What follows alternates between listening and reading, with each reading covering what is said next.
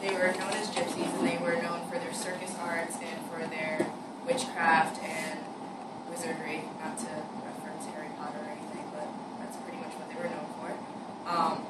And a lot of them traveled, and that's basically how they got to Europe. They would travel up towards, a lot of them were sighted in Antioch at first, and they made their way throughout Europe, and they settled in different points of Europe.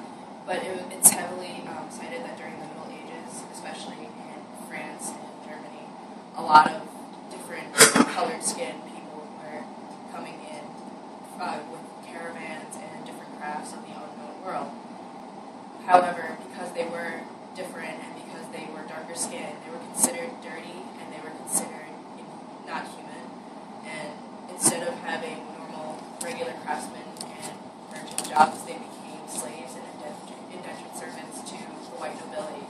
And they even took jobs as torture chamber executioners and people as torturers of medieval torture chambers because they were considered cheap and their food rations were not as high as, let's say, a vassal would pay a serf.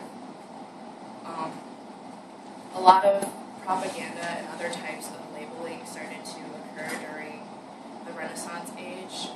The word gypsy itself is a French term that means out of Egypt, and although the labeling is kind of wrong, they're not really technically from Egypt, that nickname stuck with them throughout the years. Because they were religiously different, the Spanish Inquisition and other types of religious movements heavily persecuted the Romanian people because they were heavily polytheistic at first, and this allowed for a forced conversion of Orthodox Christianity among the Romanian people. And because they were different, a lot of the Spanish Inquisition officers would lock up the Romanian people or the gypsies, and they would round them up and have them killed or publicly executed or made an example of. And the reason they did this is because they were easily to be replaced in the workplace. And even though they were accused of crimes, their word meant nothing to the white nobility because they were considered uneducated, unclean, and dirty, and still slaves to the white people. Their rumored reputation, however, allowed for them to continue to become thieves and bandits.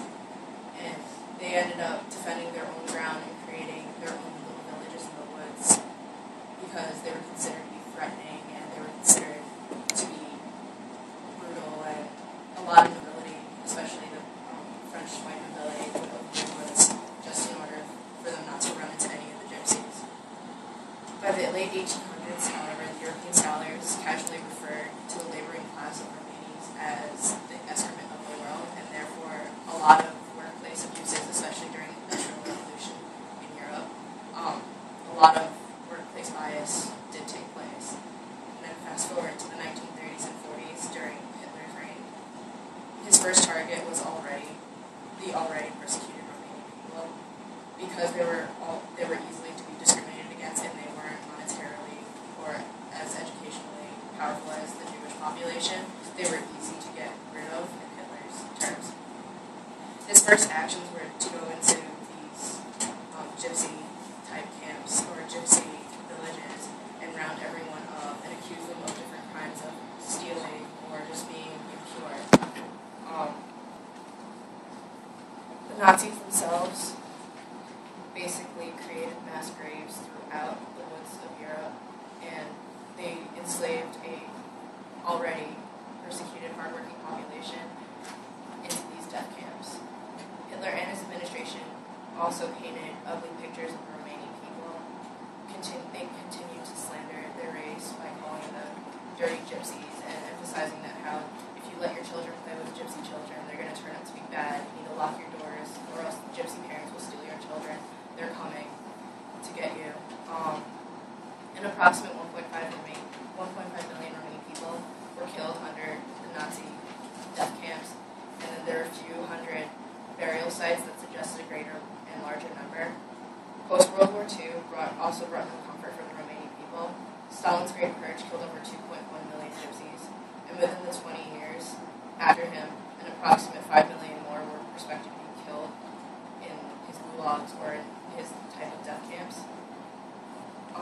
They're still being accused of crimes, and they're still being evicted out of their homes, and they're there is no actual formal apology from both Germany or Russia for the Romanian people. They're still the only population that they have not apologized to because they don't consider them a real European race or a real European ethnicity. And by them being, considered subhuman, this is now leading to the current issue of overpopulation and more discrimination.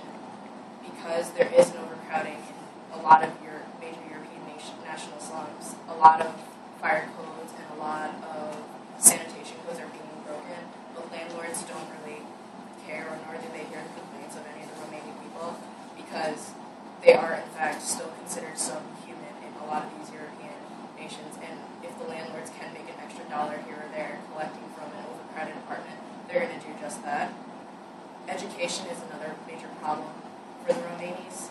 Their schools are not, the Romani schools are segregated, just kind of comparative to the 1950s here in the United States, whereas the Romani children go to school to learn to become better people. They learn to be people. They don't learn basic math, history, or any type of language art. They're there to learn manners, and they're there to learn their place in society.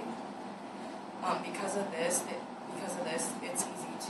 it's easy for a lot of European governments to commit crimes against the Romanian people. In the past 15 years, crime statistics have gone up approximately 25 to 30%, and a lot of it is blamed on Romanian youth due to the fact that they're easy to pin the crime on because they are uneducated, because they do live in these horrible conditions of overcrowded slums. In the recent years, the wrong people have been accused of different crimes, and communities around them have killed families. There was an incident where a father was accused of stealing some piece of jewelry from a vendor, and his entire family was literally lynched in their own community. Violence has been continued throughout Europe, and it basically has escalated to the point where even the governments are telling the Romanian people, leave, you're not welcome here, you're causing problems. Although there are a lot of different crimes and a lot of different biases against the Romanian people, there is a European Roma Rights Center, which is also known as the ERRC, and it's an international organization that's dedicated to protect all the rights and all the basic fundamental rights of the European Romanian citizens, and they handle a lot of major crises, except, for example, a lot of the police violence in Budapest, because these people are, again, accused of different crimes.